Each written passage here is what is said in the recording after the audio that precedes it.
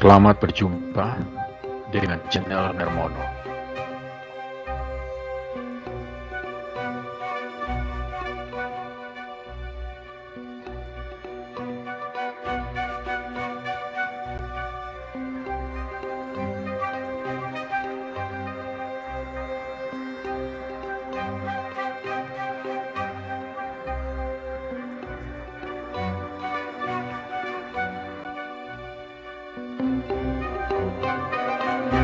Channel pembelajaran yang membahas materi dan soal-soal matematika serta tutorial pembelajaran lainnya.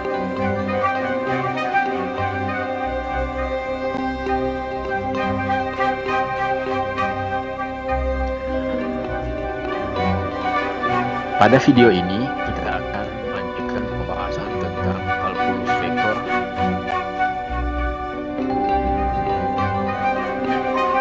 khususnya tentang topik fungsi vektor. Dan kali ini kita lanjutkan pembahasan soal-soal daerah asal fungsi vektor yang sudah dikemukakan dan dibahas pada video tutorial yang sebelumnya.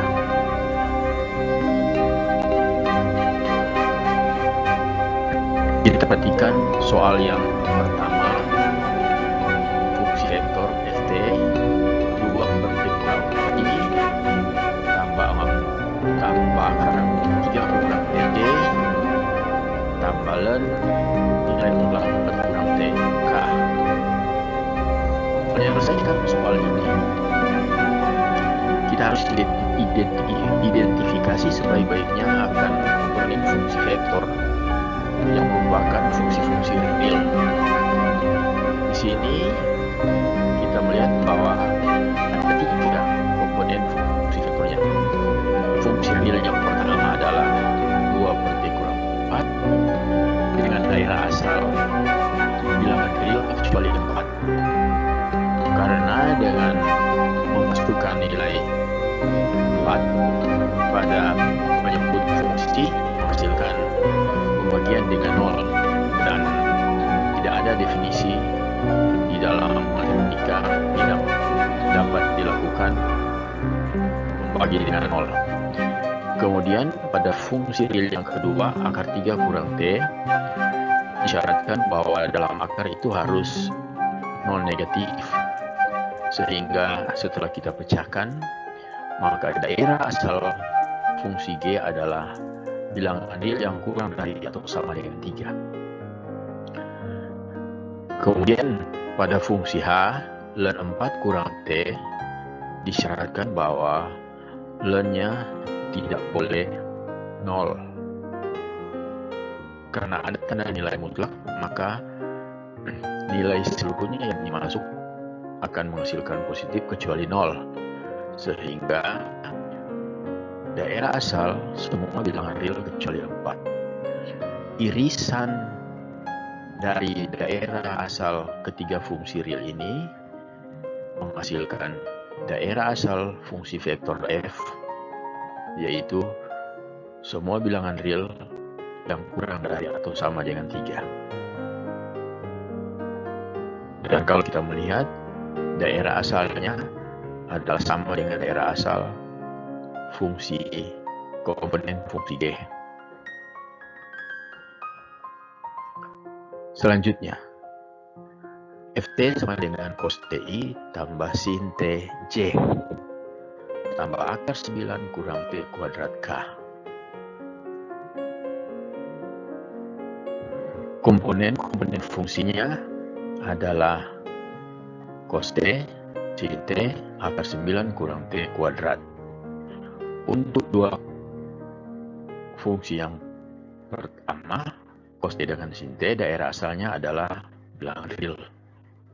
Sedangkan fungsi real yang ketiga, akar 9 kurang t kuadrat, daerah asalnya adalah selang tutup negatif 3 sampai 3.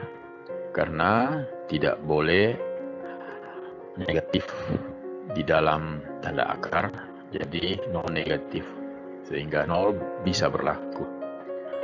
Dengan demikian, irisan dari ketiga daerah asal kita peroleh adalah bilangan real yang kurang dari atau sama dengan 3. Dan ini juga sama dengan daerah asal fungsi real H. Selanjutnya, Ft sama dengan ln T pangkat min 1 I tambah tangen inverse T C tambah TK. Untuk fungsi real yang pertama, ln T pangkat min 1 atau ln 1 per T, daerah asalnya adalah bilangan real yang lebih dari 0. Jadi daerah asalnya adalah bilangan real positif. 0 tidak masuk karena T pangkat min 1 atau 1 per T, T tidak boleh 0. Membagi 0 tidak boleh. Jadi kita mengambil nilai yang lebih dari 0.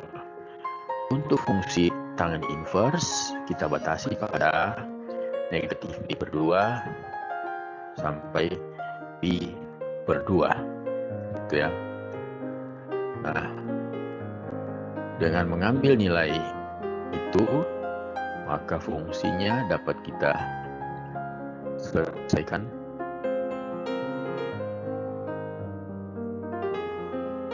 Yang ada, kita lihat di sini bahwa ini adalah pi, ya, bukan tanda tanya, tidak tercetak.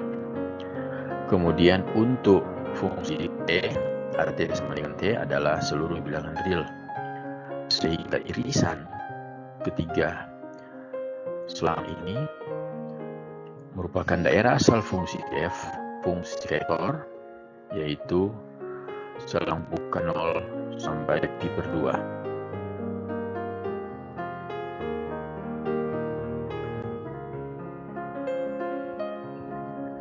Dengan demikian, kita sudah membahas lanjutan dari soal yang lebih mendalam dari pembahasan contoh pada tayangan video daerah asal fungsi vektor sebelumnya.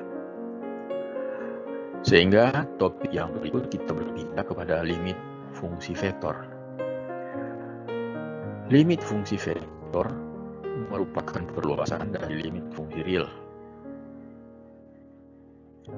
Sehingga untuk memahami limit fungsi vektor, kita harus benar-benar menguasai fungsi real, limit fungsi real, dapat menentukan nilai limitnya, karena komponen-komponen fungsi vektor adalah fungsi-fungsi real, sehingga limit fungsi vektor berhubungan erat dengan limit fungsi real. Nah, di situ ada perbedaan dan kesamaan antara limit fungsi real dengan limit fungsi vektor, akan kita lihat nantinya.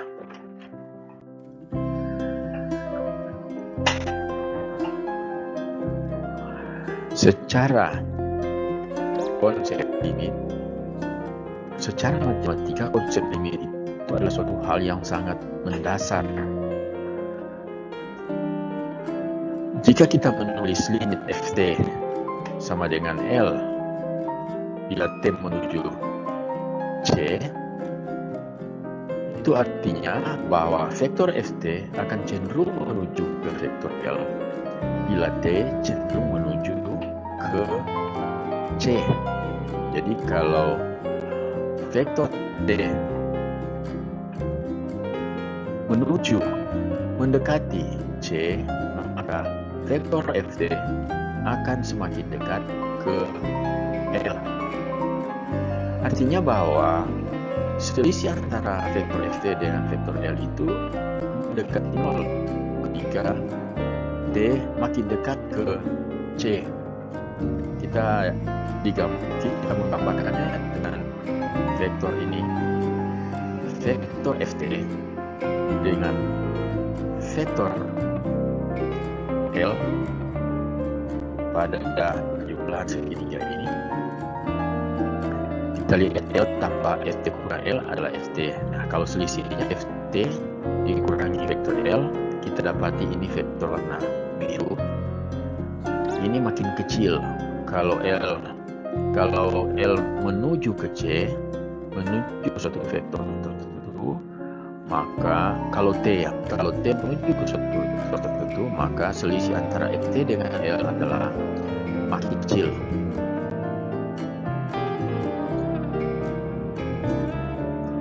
Secara formal, definisi dari fungsi vektor, fungsi bernilai vektor atau fungsi variabel bernilai vektor adalah limit Ft sama dengan L bila T menuju C.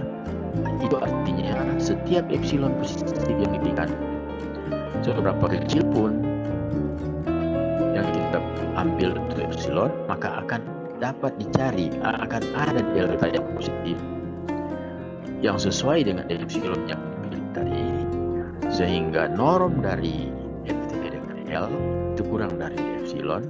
Norm di sini pengertiannya adalah panjang selisih vektor Ft dengan L kurang dari epsilon. Tapi dapat juga sama, bisa jadi asalkan berlaku bahwa selisih antara T dengan C itu positif tetapi kurang dari delta. Dengan kata lain, T kurang T tidak sama dengan C, yaitu jika T kurang C tidak sama tapi kurang dari delta, maka norm dari Ft kurang dari epsilon. Jadi ini pengertiannya selisih antara nilai T itu tidak sama dengan C, karena itu selisihnya 0. Norm ini menggambarkan panjang daripada vektor Ft kurang L. Soal yang pertama ini soal yang paling gampang, paling mudah. Kita tinggal mensubstitusi saja nilai 3 ke dalam T, maka hasil yang kita peroleh adalah 0 I kurang 189C, atau dalam bentuk bilangan vektor 0,-189.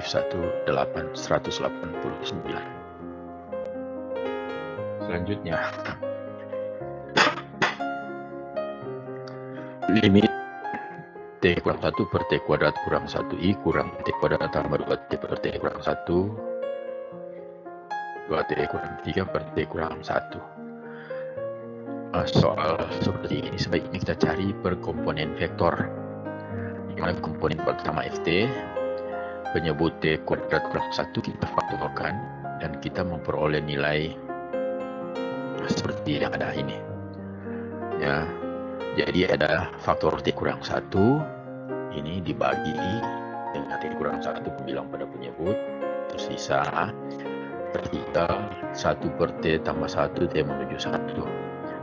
Nah, dengan memasukkan nilai 1 kita dapat 1 per 2. Kita bisa membagi dengan T kurang 1 karena T itu tidak sama dengan 1. Jadi kita tidak membagi dengan 0, tetapi kita membagi dengan bilangan positif kecil, sehingga ini habis, tinggal 1 per T kurang tambah 1.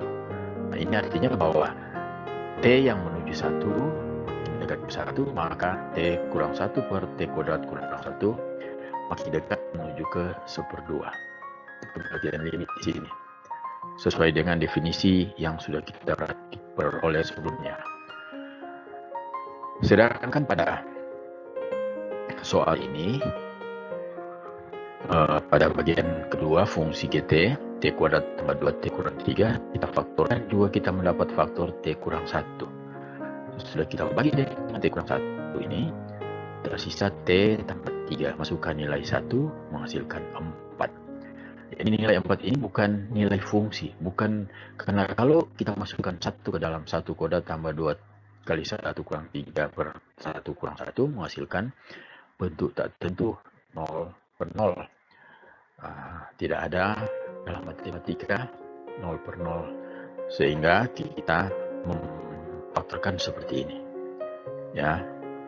Dan hasilnya adalah tentunya limit dari T kurang 1 per T kuadrat kurang 1I kurang T kuadrat tambah 2T kurang 3 per T kurang 1C Untuk T menuju 1, hasilnya adalah setengah I kurang 4J.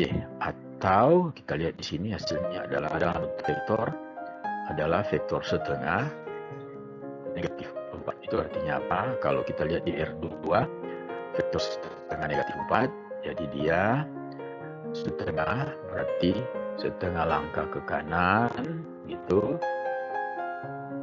Kemudian turun ke bawah sebanyak 4 begitu. Maka vektornya adalah ini ya, kita dapat ini hasil vektor nilai karena hasilnya adalah berbentuk vektor. Nah, selanjutnya kita memperhatikan soal berikut. Sin T cos T per T I kurang 7 T pangkat 3 per E pangkat T J tambah T per T tambah 1K. Di sini kita lakukan perhitungan menurut komponen fungsi vektor. Jadi komponen yang pertama sin T cos T per T, kita faktorkan, kita kumpul sin T dengan T, cos T dipisahkan, masuk limit sesuai dengan aturan atau sifat limit fungsi real. Nah, di sini kita peroleh bahwa limit sin T per T, T menuju 0 adalah 1, dan limit cos T, T menuju 0 juga adalah 1. Sehingga hasil limit ini adalah 1. Untuk 7E T pangkat 3 per E pangkat T, kita langsung substitusi saja 0 ke dalam nilai, maka kita memperoleh nilai adalah 0 per 1 sama dengan 0. Jadi ini bisa kita substitusi karena tidak ada pengaruh. Berbeda dengan ini, sin T ini kalau 0 per 0 menjadi sin 0 per 0, ini bentuk tertentu. Tapi kita sudah melihat pada rumusan tentang limit fungsi trigonometri dasar bahwa nilainya adalah 1. Kemudian pada bagian kedua, T per T tambah 1, juga substitusi langsung T sama dengan 0 menghasilkan hasil 0. Sehingga hasil semuanya, hasil final adalah limit sin T cos T per T I kurang 7T pangkat 3 per E pangkat TJ tambah T per T tambah 1K, T menuju 0 hasilnya 1I kurang 0J tambah 0K. Kita peroleh 100 sebagai nilai limit fungsi vektor. 100 berarti satu ke kanan, tidak ke satu ke sumbu ini tidak di ruang ya. Jadi satu sumbu X ke sumbu Y tidak berpengaruh, ke sumbu Z tidak berpengaruh, sehingga hasilnya 100 sebagai vektor dari vektor di ruang. Sekarang kita melihat satu grafik di sini. Ft sama dengan sin T per T. Nah, grafik fungsi ini sudah kita gambarkan. Kelihatan bahwa makin menjauh dari titik 0, T0, sumbu datar, maka nilainya atau grafiknya makin merapat, menempel ke sumbu X. Dengan kata lain bahwa nilainya menuju ke 0. Ft-nya tak berhingga ya. Ft tak berhingga. Ft 0 pada saat T menuju tak berhingga, makin menjauh dari titik 0. Nah, ini untuk menjawab persoalan berikut. Limit T per T sin T per T kuadrat I kurang 7T pangkat 3 per T pangkat 3 kurang 3TJ kurang sin T per T K. Nah, komponen fungsi yang pertama T sin T per T kuadrat sudah kita sederhanakan, maka hasil yang kita peroleh adalah sin T per T.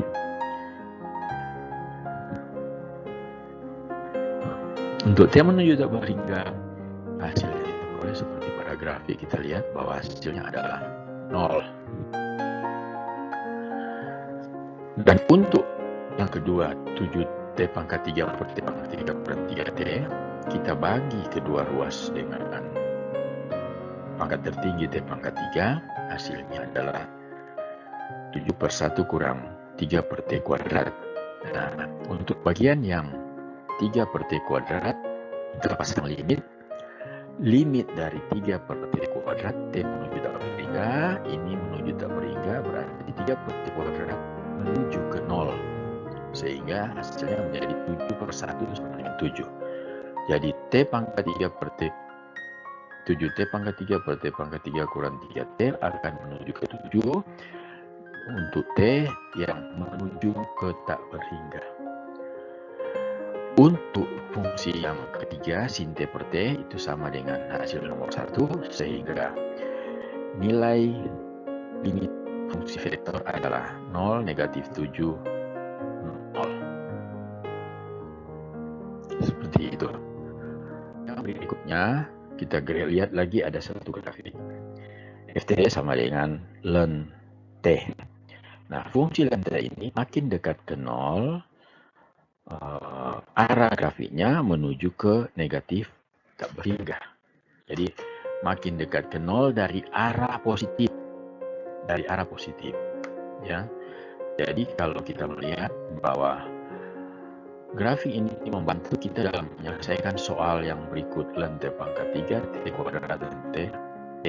Untuk T menuju 0 dari kanan.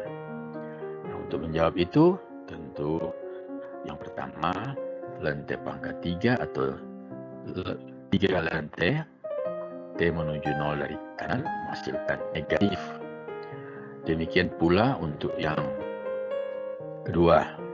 Nah, kita tidak perlu mencari lagi yang ketiga, walaupun menghasilkan 0, tapi kita mengambil kesimpulan bahwa fungsi vektor ini tidak punya limit, karena salah satunya adalah limit tak berhingga, sehingga semuanya tidak mempunyai limit. Ya. Karena dia arahnya pertama untuk bagian basis I itu menuju tak berhingga dengan basis C. Dengan demikian berakhir sudah penjelasan kita tentang limit, dan bisa dipahami sebaiknya. Kemudian di sini kita dihadapkan pada satu soal sebagai tugas. Fungsi vektor FTE pangkat min 1 per T kuadrat I tambah T per nilai mutlak TJ tambah nilai mutlak TK.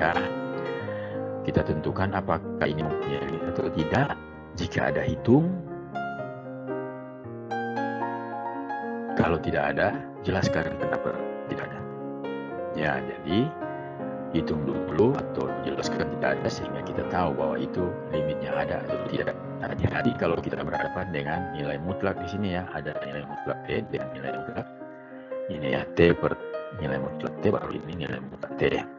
Jadi dengan menyelesaikan ini kita akan lebih memahami pengertian limit dari fungsi vektor.